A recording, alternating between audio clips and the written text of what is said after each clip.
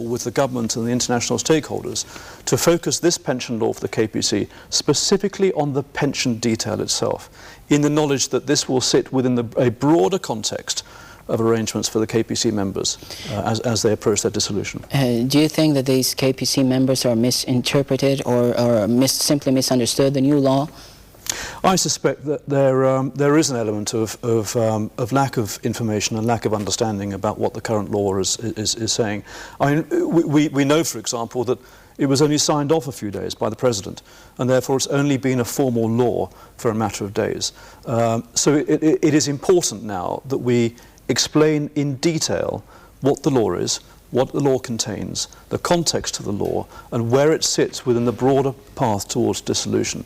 Now, to that end, I know General Salimi and his headquarters have been doing a lot of work in recent days to pass this message down to the KPC. And indeed, I myself have been around all of the PZ commands explaining this to the commanders and their subordinate commanders, so that they have, from the horse's mouth, as it were, the detail on the pension law. So you do have a lot of meetings with them, don't you?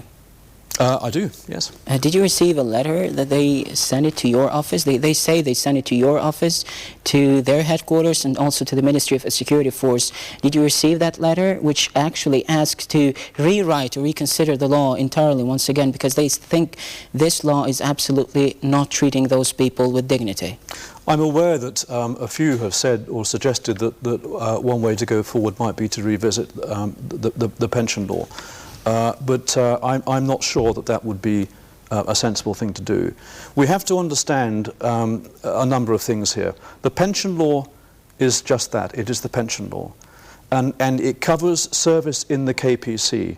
So the KPC stood up in '99, and it covers service in the KPC over that period. So a 9-year, or by the time we get to the middle of next year, a 10-year window.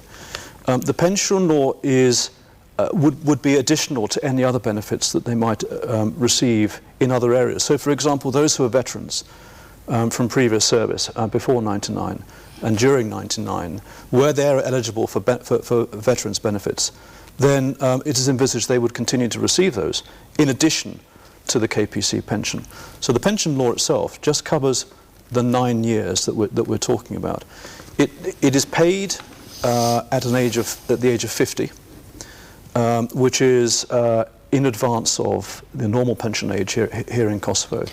These lack of information you're saying, are they, because in the law there are not specific definitions, let's say, or because the law really doesn't have very much information, does it? Like how much it's going to be a pension for how many people, and etc. and etc. Can you explain that? Is that explainable? Well, I think the law is very clear. The law explains exactly at what age you will receive your pension, and it explains exactly what the percentage of the pension will be, and it is a percentage related to salary rather than a flat rate of a pension. So a member who has served for more than 5 years within the KPC and who was serving when the law on dissolution was passed last summer can expect to receive his pension at the age of 50, and he will know what that pension is. But I think another important point to mention here is that the government are very keen, extremely keen, to help the KPC here and to help them into employment in other areas beyond the KPC, recognising that the KPC has been in existence for a relatively short period of time. It will therefore be a chapter in their lives, but only a chapter, and that we need to secure their futures. Now, in order to promote that principle, the government have made it possible for members to retain their pension regardless of whether they move into further employment in both the private and indeed in the public sector. Now that is, I think, something that is fairly new for Kosovo, but it's an important provision because what it does is that it encourages people to move into employment in the future.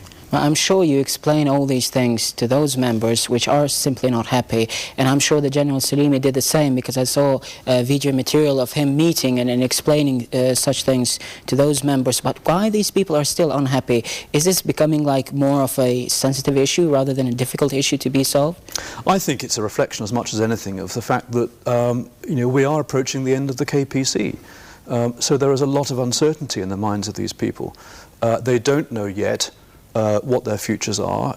Most of them, if not all of them, are keen to join the future force.